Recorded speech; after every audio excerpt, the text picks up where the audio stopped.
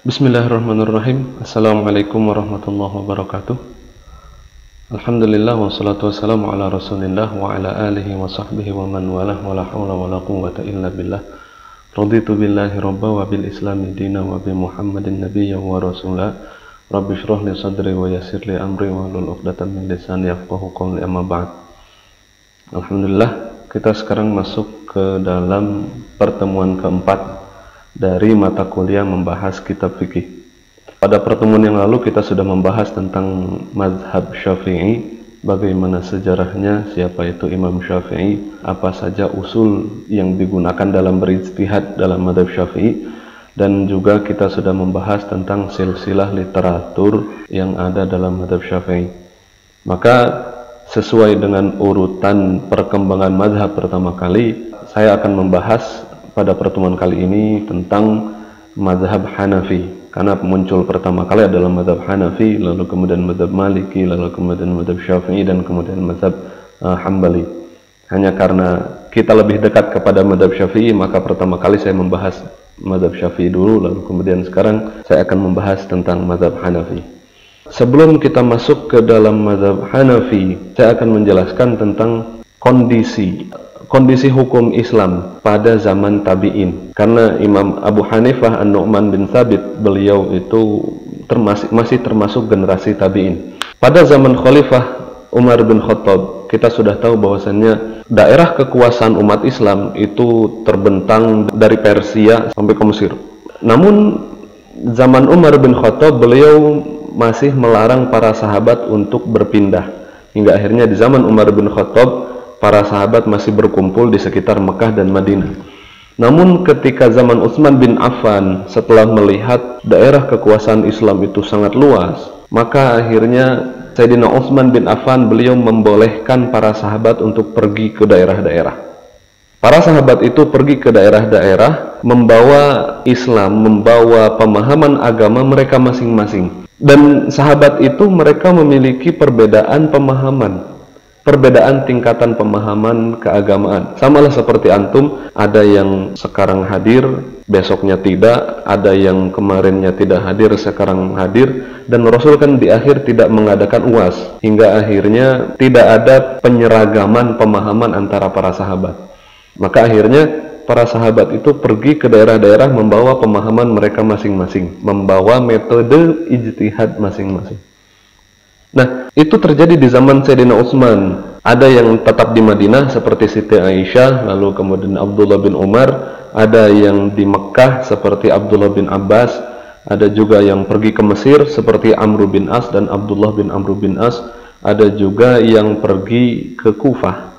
Nah, fokus kita sekarang adalah ke Kufah. Kufah itu awalnya adalah satu kota yang baru dibangun di zaman Sayyidina Umar. Saat itu Kufah menjadi daerah tempat singgah para pasukan yang akan membuka daerah Persia. Nah, Kufah di situ awalnya hanya seperti itu. Lalu kemudian di zaman Sayyidina Ali bin Abi Thalib, beliau memindahkan pusat pemerintahan yang tadinya sejak zaman Abu Bakar, Umar, Utsman, tempatnya di Madinah. Lalu Ali bin Abi Thalib radhiyallahu anhu, beliau memindahkan pusat pemerintahan ke Kufah. Jadi sejak zaman Sayyidina Ali, Kufah menjadi pusat pemerintahan. Kufah menjadi Jakartanya umat Islam saat itu. Dan kita tahu bahwasanya ya, bagaimana metropolitan, banyak orang di sana yang berasal dari berbagai daerah, yang berasal dari latar belakang yang berbeda. Mereka berkumpul di Kufah. Nah, sahabat yang datang ke Kufah di antaranya adalah selain Ali bin Abi Thalib, ada juga Abdullah bin Mas'ud radhiyallahu anhu. Dari sinilah muncul kemudian nanti apa yang dikenal dengan istilah madrasah Kufah. Jadi Ali bin Abi Thalib dan beristihad di sana. Abdullah bin Mas'ud, beliau mengajarkan Islam di sana, mengajarkan fikih di sana. Banyak orang yang belajar kepada Abdullah bin Mas'ud, dan akhirnya Kufah itu menjadi suatu madrasah yang tersendiri, yang memiliki ciri khas tersendiri. Karena masalah yang dihadapi oleh orang Kufah lebih banyak dan lebih kompleks daripada masalah yang didapati oleh orang Madinah. Hingga akhirnya madrasah Kufah memiliki kecenderungan penggunaan ra'yu, penggunaan akal yang banyak. Bukan berarti Kufah itu sedikit hadisnya sebagaimana yang dianggap oleh beberapa orang. Enggak. Kufah juga sama seperti Madinah dalam hal hadis. Ada suatu disertasi tebal judulnya Madrasatul Hadis bil Kufah. Dalam disertasi ini beliau membantah anggapan orang-orang bahwasanya di Kufah itu hadisnya sedikit hingga mereka menggunakan ra'yu. Bukan karena hadisnya sedikit, tapi karena memang mereka progresif. Hadisnya banyak dan mereka memiliki metode tersendiri dalam penyeleksian hadis, namun mereka progresif dalam hal fikih. Mereka bebas berpikir, mereka membahas lebih dalam dan sebagainya, dan permasalahan yang dihadapi lebih kompleks. Hingga akhirnya Madrasah Kufah itu dikenal dengan Madrasatul Ra'yi. Berbeda dengan Madrasah Hijaz, dikenal dengan Madrasatul Hadis. Jadi di zaman tabi'in itu dua madrasah besar. Yang pertama Madrasah Kufah dengan corak fikih logis yang sangat kentara dalam akal, dan Madrasatul Hadis yang cenderung kepada hadis yang berada di Madinah. Dari sinilah nanti muncul Abu Hanifah, dan dari sini nanti muncul Imam Malik bin Anas, dan dari keduanya nanti muncullah Imam Syafi'i sebagaimana yang kemarin saya bahas. Nah, kita masuk ke Kufah. Di Kufah ada Abdullah bin Mas'ud. Lalu kemudian Abdullah bin Mas'ud mengajar. Ada salah seorang muridnya yang bernama Ibrahim An-Nakhai. Ibrahim An-Nakhai kemudian beliau mengajar juga. Setelah belajar dari Abdullah bin Mas'ud, beliau mengajar. Lalu kemudian di antara murid Ibrahim An-Nakhai ada yang namanya Hamad bin Abi Sulaiman. Itu adalah gurunya dari Imam Abu Hanifah, An-Nu'man bin Thabit. Jadi dari sini kita bisa melihat sanad dari Imam Abu Hanifah. Imam Abu Hanifah beliau belajar dari Hamad bin Abi Sulaiman, dan Hamad bin Abi Sulaiman belajar dari Ibrahim An-Nakhai. Ibrahim An-Nakhai beliau belajar dari Abdullah bin Mas'ud. Abu Hanifah belajar dari Hamad bin Abi Sulaiman. Hamad bin Abi Sulaiman belajar dari Ibrahim An-Nakhai. Ibrahim An-Nakhai belajar dari Abdullah bin Mas'ud. Itulah, dari situ kita melihat sanadnya Abu Hanifah. Imam Abu Hanifah namanya adalah An-Nu'man bin Thabit, bukan Imam Hanafi, enggak, tapi namanya adalah An-Nu'man bin Thabit. Nu'man bin Thabit namanya, beliau lebih dikenal dengan Abu Hanifah. Abu Hanifah adalah kunyahnya, namanya sendiri adalah Nu'man. Sama seperti Imam Syafi'i. Imam Syafi'i namanya bukan Imam Syafi'i, tapi Muhammad bin Idris sebagaimana yang kita bahas kemarin. Abu Hanifah An-Nu'man bin Thabit, beliau lahir di Kufah tahun 80 Hijriah. Tahun 80 Hijriah dan wafat tahun 150 Hijriah. Ya, di tahun itu beliau wafat, dan di tahun itu juga Imam Syafi'i lahir. Abu Hanifah beliau adalah seorang pedagang. Beliau terbiasa untuk menyetok barang, beli barang ke suatu daerah, lalu kemudian disimpan di toko dan dijual belikan. Dari situlah beliau hidup. Berbeda dengan Imam Syafi'i yang mana beliau adalah seorang pelajar tulen. Kalaupun beliau bekerja sebagai pegawai, bukan sebagai pedagang.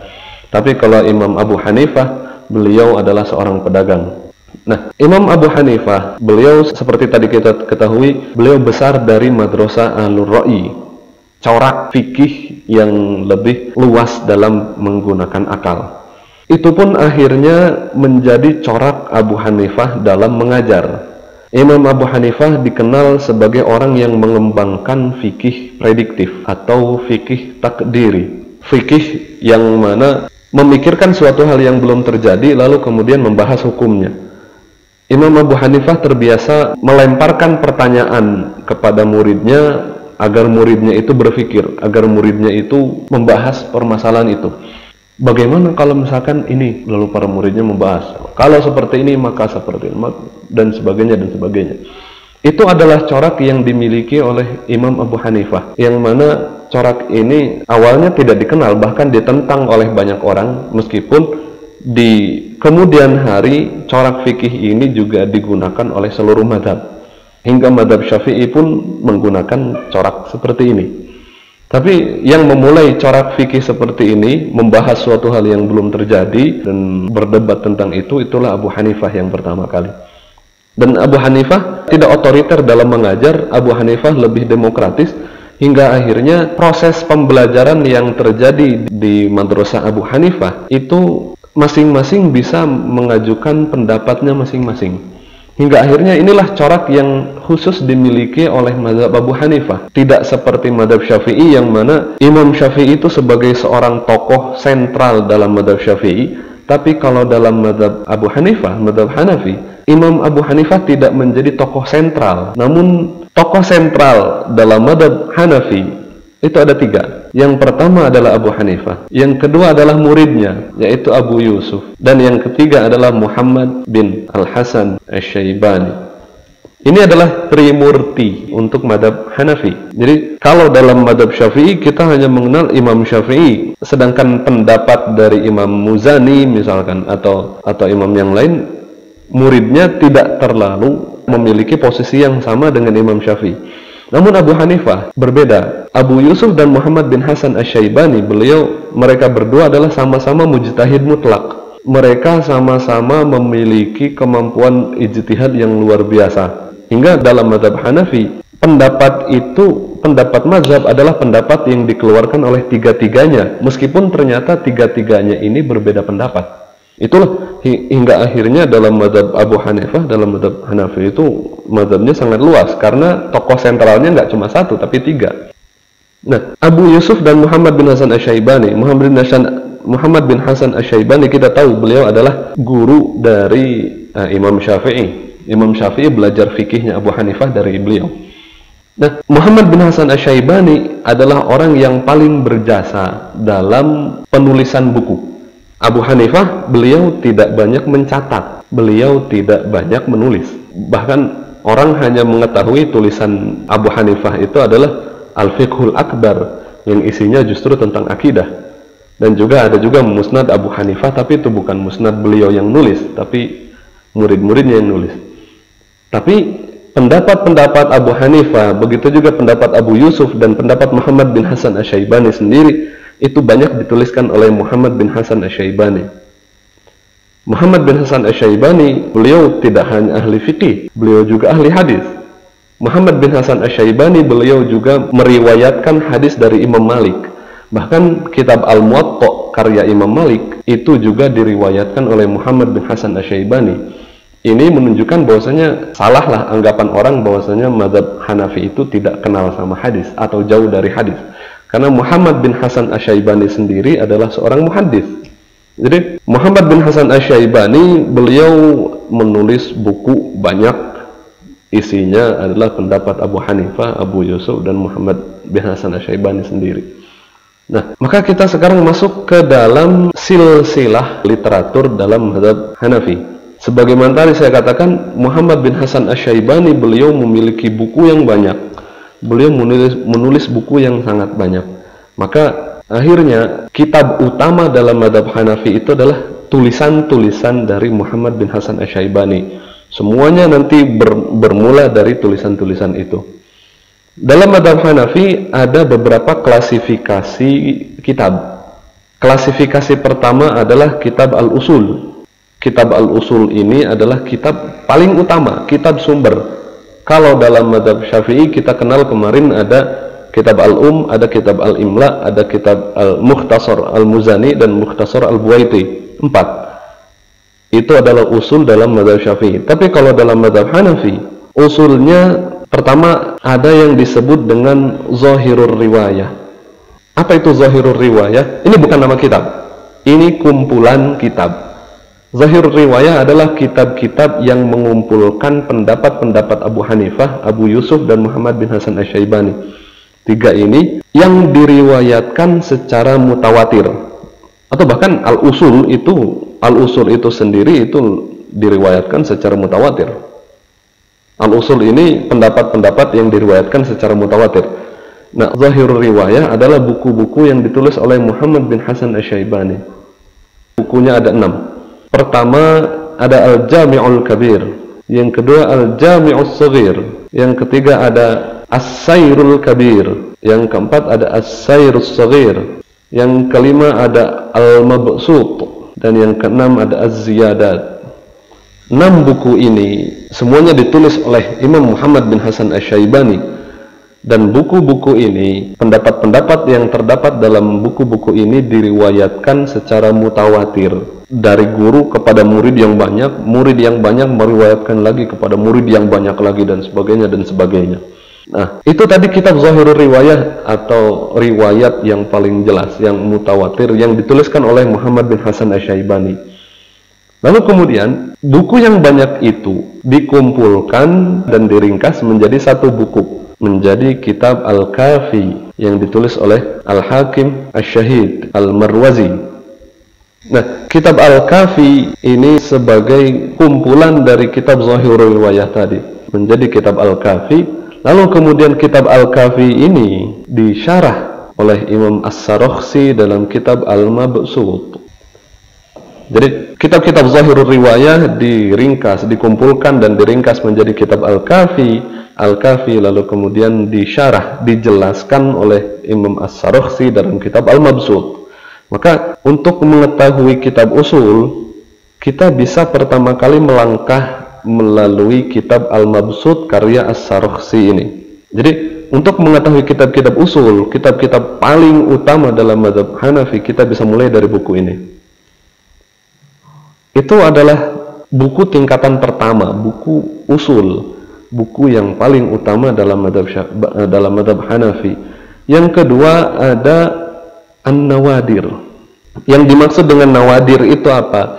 An-Nawadir adalah pendapat-pendapat dari Imam Abu Hanifah, Imam Abu Yusuf, dan juga Muhammad bin Hasan Asy-Syaibani yang diriwayatkan tidak secara mutawatir, tapi secara ahad. Maka pendapatnya ada yang sahih, ada yang hasan, ada yang dhaif, sebagaimana dalam ilmu hadis. Maka nanti ketika kita membaca dalam buku mazhab Hanafi, kita akan melihat ada wafi riwayatin. Dalam suatu riwayat Imam Hanafi menyatakan seperti ini, di riwayat lain Imam Hanafi menyatakan seperti ini. Karena memang cara penyampaiannya adalah dengan riwayat. Nah, kitab An-Nawadir ini ada beberapa. Di antaranya ya ada juga yang memang berasal dari Imam Muhammad bin Hasan Asy-Syaibani. Contohnya adalah Ar-Raqiyat. Ar-Raqiyat itu adalah yang ditulis oleh Imam Muhammad bin Hasan Asy-Syaibani ketika beliau berada di kota Raqqah, Suriah, Raqqah. Itu ditulis oleh Imam Muhammad bin Hasan Asy-Syaibani, tapi tidak diriwayatkan secara mutawatir sebagaimana Al-Jami' Ash-Shaghir, Al-Jami' Al-Kabir, dan kitab-kitab yang di atas tadi. Ada juga kitab Al-Kaisaniyat. Ini adalah pendapatnya Imam Muhammad bin Hasan Asy-Syaibani, tulisan perkataan-perkataan Imam Muhammad bin Hasan Asy-Syaibani yang dikumpulkan oleh Syu'aib bin Sulaiman Al-Kaisani. Lalu kemudian ada Al-Jurjaniyat, perkataan-perkataan Muhammad bin Hasan Asy-Syaibani dan pendapat-pendapat dari Abu Hanifah dan juga Abu Yusuf yang dikumpulkan oleh Imam Ali bin Shalih Al-Jurjani. Lalu kemudian ada juga kitab Al-Muntaqa yang ditulis oleh Al-Hakim Asy-Syahid Al-Marwazi. Beliau menulis kitab Al-Kafi yang di atas tadi, yang mengumpulkan dari seluruh pendapat itu, dan juga beliau menulis kitab Al-Muntaqa yang mana riwayatnya di sini adalah riwayat ahad, bukan riwayat mutawatir sebagaimana di Al-Kafi. Dan juga ada satu lagi seperti kitab Al-Amali wal Jawami'. Ini adalah karya dari Abu Yusuf, tulisan-tulisan Imam Abu Yusuf, tapi tidak diriwayatkan secara mutawatir. Lalu kemudian di bawah An-Nawadir ada kitab Al-Fatawa. Kitab-kitab fatwa atau kitab-kitab fatwa itu adalah hukum yang diistinbatkan oleh murid-murid dari generasi kedua. Jadi dari muridnya Abu Yusuf, dari muridnya Muhammad bin Hasan Asy-Syaibani, itu adalah pendapat-pendapat dari murid-muridnya, atau al-masail istanbatahal mutaakhirun min ashabi Muhammad bin Hasan Asy-Syaibani wa Abi Yusuf wa ghairihim. Contohnya ada kitab An-Nawazil. Lalu kemudian di bawah kitab Al-Fatawa ada kitab Al-Mukhtasarat atau Mukhtasar, yaitu tulisan-tulisan ringkasan yang dibuat oleh para ulama generasi setelahnya. Di antaranya adalah Mukhtasar Imam At-Tahawi. Lalu kemudian ada Mukhtasar Imam Al-Karhi. Lalu juga ada Mukhtasar Al-Qaduri. Nah, di antara buku yang paling utama, yang menjadi rujukan, yang menjadi patokan, dijadikan patokan oleh para ulama yang datang setelah orang-orang ini adalah Mukhtasar Al-Qaduri. Sama kira-kira seperti Imam Ghazali, beliau menulis kitab Al-Basit, Al-Wasit, Al-Wajiz, Al-Khulasah. Di antara 4 kitab ini yang dijadikan patokan adalah Al-Wajiz. Nah, seperti ini kitab Mukhtasar Al-Qaduri. Mukhtasar Al-Qaduri ini lalu kemudian dikumpulkan dan dicampurkan dengan pendapat-pendapat Muhammad bin Hasan Asy-Syaibani, ditulis dalam suatu buku yang namanya Bidayatul Mubtadi, karya Imam Ali Al-Marghinani. Nah, Mukhtasar Al-Qaduri ini oleh Imam Ali Al-Marghinani dikumpulkan bersama pendapat-pendapat Muhammad bin Hasan Asy-Syaibani, dicampur lagi hingga kemudian ditulis menjadi suatu buku tersendiri yang berjudul Bidayatul Mubtadi. Nah, Bidayatul Mubtadi ini kemudian dijelaskan, disyarah oleh beliau sendiri menjadi Al-Hidayah Syarhul Bidayah. Nah, bagi kita yang hendak meneliti tentang mazhab Hanafi dengan tulisan yang tidak terlalu jauh masanya, maka kita bisa mulai dari kitab Al-Hidayah Syarhul Bidayah, karya Imam Ali Al-Marghinani. Al-Hidayah Syarhul Bidayah itu adalah jalan bagi kita untuk kita mengetahui tentang mukhtasarat. Jadi selain tadi kita bisa menggunakan kitab Al-Mabsut karya Imam As-Sarakhsi, kita juga bisa menggunakan Al-Hidayah Syarhul Bidayah karya Ali Al-Marghinani. Selain itu, buku-buku yang di atas juga bisa kita teliti satu persatu. Nah, di antara buku yang lain yang ditulis oleh ulama mutaakhirin dari mazhab Hanafi dan yang sering terdengar adalah kitab Ad-Durrul Mukhtar. Durrul Mukhtar karya Imam Al-Haskafi. Durrul Mukhtar ini kemudian disyarah, dijelaskan oleh Imam Ibnu Abidin dalam kitab Raddul Mukhtar ila Durril Mukhtar. Nama kitabnya bagus, atau dikenal Ibnu Abidin, atau dikenal juga dengan nama kitabnya Hasyiyah Ibnu Abidin. Raddul Mukhtar, mengembalikan orang-orang yang bingung, ila Durrul Mukhtar, ke dalam buku Raddul Mukhtar. Nah, kita bisa memulai juga dari dua kitab ini, atau dari yang bawah saja, Raddul Mukhtar ila Durrul Mukhtar karya Ibnu Abidin, atau disebut dengan Hasyiyah Ibnu Abidin. Setelah generasi ini, setelah kitab ini, muncullah para ulama yang menulis kitab. Ulama-ulama kontemporer, ulama-ulama mutaakhirin yang mulai menulis tentang mazhab Hanafi, yang mana pendapat-pendapatnya itu sudah diringkas, sudah dikumpulkan menjadi satu. Nah, setelah ini maka kita masuk ke bagian yang terakhir, yaitu tentang usul atau pondasi yang dijadikan metode ijtihad oleh mazhab Hanafi. Yang pertama jelas adalah Al-Quran, karena tidak mungkin ada ijtihad tanpa Al-Quran. Lalu kemudian As-Sunnah, itu sudah jelas. Lalu kemudian setelah Al-Quran dan Sunnah, maka mereka mengambil kepada qaul sahabi, pendapat para sahabat. Mereka memilih, kalau di antara sahabat berbeda pendapat, maka mereka bisa milih yang mana saja. Tapi kalau sudah tabi'in, maka mereka tidak lagi mengambil perkataan tabi'in, karena Imam Hanafi itu adalah seorang tabi'in. Lalu kemudian ada al-ijma' dan al-qiyas. Sebagaimana kita ketahui, Imam Abu Hanifah adalah orang yang memperluas qiyas, yang menggunakan qiyas, yang banyak menggunakan qiyas. Karena Imam Abu Hanifah munculnya dari madrasah Kufah yang memang cenderung kepada akal. Lalu kemudian ada istihsan. Al-istihsan itu meninggalkan aturan yang pakem kepada aturan yang lebih ringan karena ada dalil yang lain. Itu istihsan, meninggalkan kias yang jali dan mengambil kias khafi. Contohnya seperti baik salam, jual beli, pemesanan. Secara kaidah jual beli itu tidak sah karena barangnya belum ada. Antum pesan kaos sama temen bayar, secara kaidah itu nggak sah jual belinya karena barangnya belum ada. Yang namanya jual beli itu harus ada menyerahkan uang dan menyerahkan barang. Tapi karena ada dalil yang membolehkan bai' salam, maka akhirnya bai' salam itu boleh.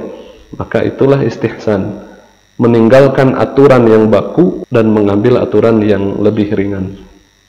Istihsan ini ditolak oleh mazhab Syafi'i, oleh Imam Syafi'i. Imam Syafi'i sampai menulis satu buku khusus, judulnya Ibtalul Istihsan, menggugurkan istihsan. Dan beliau berkata, man istahsana faqad syarra'a, siapa yang menggunakan istihsan maka dia sudah membuat syariat baru. Kemudian selain istihsan ada al-urf. Al-urf itu adalah ketika tidak ada dalil dari Al-Quran, dari Sunnah, qaul sahabi dan yang lain, maka mereka melihat kepada apa yang dilakukan oleh masyarakat. Seperti jual beli orang sudah terbiasa jual beli, ngasih barang tanpa ada omongan, tanpa ada pembicaraan. Akhirnya dalam mazhab Hanafi itu boleh karena memang masyarakat sudah terbiasa jual beli dengan seperti itu. Istilahnya bai'ul mu'athah, jual beli yang isinya saling memberi dan menerima tanpa ada omongan. Kalau dalam mazhab Syafi'i itu kan harus ada ijab dan qabul, tapi kalau dalam mazhab Hanafi tidak. Urf ini bukan berarti semua hal bisa dijadikan boleh karena urf, enggak. Karena urf itu ada urf yang dibolehkan dalam syariat dan ada urf yang tidak dibolehkan. Urf bisa dipakai selama tidak bertentangan dengan syariat. Maka kalau dalam mazhab Syafi'i juga urf akhirnya dipakai khususnya dalam kaidah. Nah, kalau dalam kaidah fikih kita menemukan ada al-'adatu muhakkamah, kira-kira seperti itu. Ada satu hal lain yang membuat mazhab Hanafi berbeda dengan mazhab yang lain, yaitu perbedaan antara al-fardu dengan al-wajib dan al-haram dengan al-makruh karahatat tahrim. Dalam mazhab Hanafi beliau memiliki definisi yang berbeda tentang fardu dan wajib. Kalau dalam mazhab kita mazhab Syafi'i, Maliki dan Hambali, fardu dan wajib itu sama. Tapi kalau dalam mazhab Hanafi, fardu adalah suatu perkara yang diwajibkan oleh dalil yang qat'i subut dan qat'i dilalah. Sedangkan wajib adalah suatu perkara yang diwajibkan oleh dalil yang zonni, yaitu hadis ahad. Maka dalam mazhab Hanafi membaca Fatihah itu bukan fardu tapi wajib, meskipun akhirnya dia berdosa kalau meninggalkan bacaan Fatihah. Tapi atas dasar mereka membedakan antara yang qat'i dan zonni, maka yang qat'i akan hukumnya menjadi fardu, sedangkan yang zonni hukumnya menjadi wajib. Dalam mazhab Syafi'i tidak dikenal seperti ini kecuali dalam masalah haji. Ada fardu haji, ada wajib haji, tapi selain itu tidak ada. Kalau dalam mazhab Hanafi mereka membedakan antara fardu, yaitu yang diwajibkan oleh dalil qat'i, dan yang wajib yang diwajibkan oleh dalil yang zonni. Begitu juga dengan yang haram.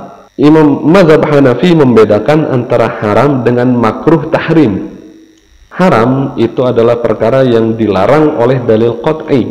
Riba, zina itu haram. Tapi kalau didalili atau dilarang oleh dalil yang zonni, maka dia menjadi makruh tahrim.